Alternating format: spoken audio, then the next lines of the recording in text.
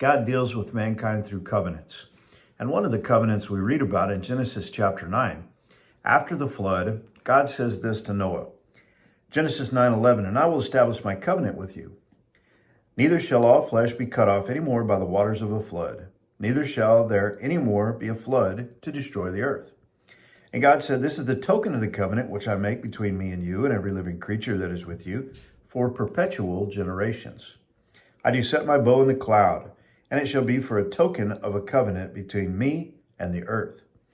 And it shall come to pass when I bring a cloud over the earth, that the bow shall be seen in the cloud, and I will remember my covenant which is between me and you and every living creature of all flesh, and the waters shall no more become a flood to destroy all flesh. And the bow shall be in the cloud, and I will look upon it, that I may remember the everlasting covenant between God and every living creature of all flesh that is upon the earth." And God said unto Noah, "This is the token of the covenant which I have established between me and all flesh that is upon the earth." How incredible is that? Something that we read about that happened thousands of years ago. This incredible worldwide flood that God brought because of the sinfulness of man. And afterwards, the promise that was made to Noah and to his family, and ultimately all the way down to us, that when a cloud comes over the earth and you see that bow, that rainbow in the cloud, that it is a reminder of the covenant that God has made with us to never do that again. Now that is incredible. By the way, how do we know it was a worldwide flood? There's a lot of people who say it was just a localized flood. Well, if it was a localized flood and God made a promise never to do that again, then that promise isn't any good, because there have been a lot of localized floods since then. No, it was a worldwide flood. He destroyed all flesh that breathes air on the earth. Everything except what was saved inside the ark. Noah, his family, and the animals that were aboard the ark. You see, when we look at that rainbow, it is a reminder of the faithfulness of God. It reminds us that there is salvation.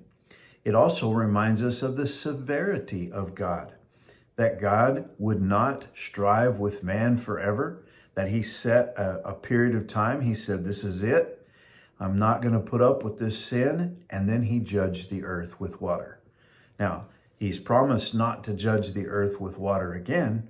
But as we read the scriptures, we see that God has promised to judge the earth with fire in the future.